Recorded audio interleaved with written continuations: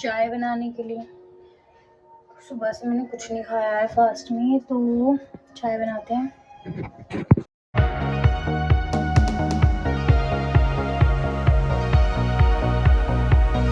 तो गाइस पता नहीं वो कौन लोग होते हैं जो व्रत में भूखे रह लेते हैं, लेकिन मैं तो बिल्कुल भी भूखी नहीं रहती हूँ। मुझे फ्रूट्स पसंद नहीं है, लेकिन मैं ये सारी चीज़ें खा लेती हूँ जो खाने वाली होती हैं, क्योंकि भगवान भी बोलते हैं कि हमें अपने आप को कष्ट नहीं देना चाहिए, व्रत मन की खुशी से रखना चाहिए।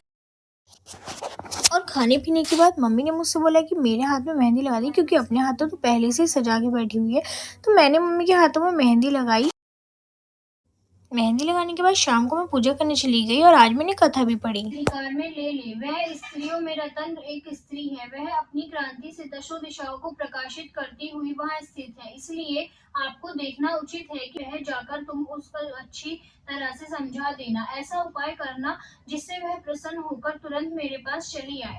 असुर सुग्रीव पर्वत के पास रमणीय भाग में पहुंचा, जहाँ देवी रहती थी। सुग्रीव ने कहा, संदेश भेजा है तो वह सुना देता हूँ। उन्होंने कहा, इस समय संपूर्ण त्रिलोक मेरे वश में है और संपूर्ण यज्ञों का भाग को अलग अलग मैं ही भोगता हूँ। तीनों लोकों के जितने भी श्रेष्ठ रत्न हैं सब मेरे पास हैं। देवराज इंद्र का वाहन ऐरावत मेरे पास है, जो मैंने उनसे छीन लिया है। हे देवी, मैं तुम्हें संसार की स्त्रियों में रत्न मानता हूँ, क्योंकि रत्नों का मैं उपभोग करने वाला ही हूँ।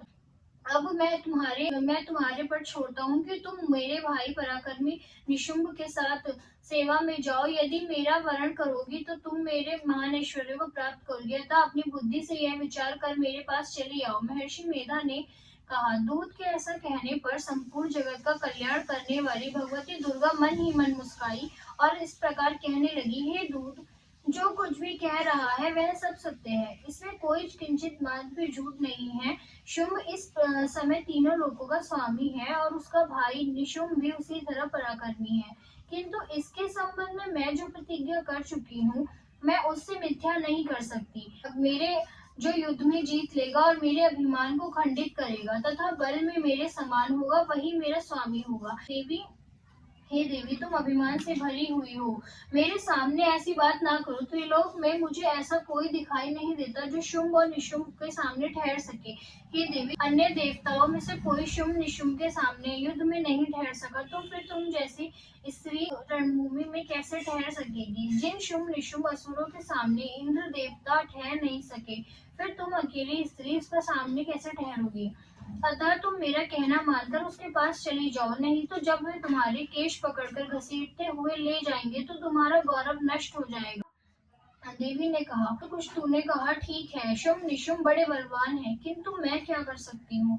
मैं बिना विचारे प्रतिज्ञा कर चुकी हूँ। पूजा करने के बाद मैंने रायता बनाने की तैयारी करी, क्योंकि खाना तो मम्मी बना ही चुकी हैं और मैं बना रही हूँ रायता।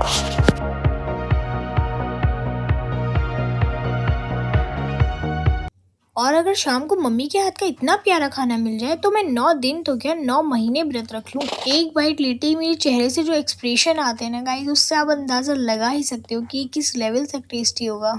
अब मैं अपना खाना खत्म कर लूँ, तब तक के लिए हम मिलेंगे आपसे अपनी नेक्स्ट वीडियो में। Tata bye bye.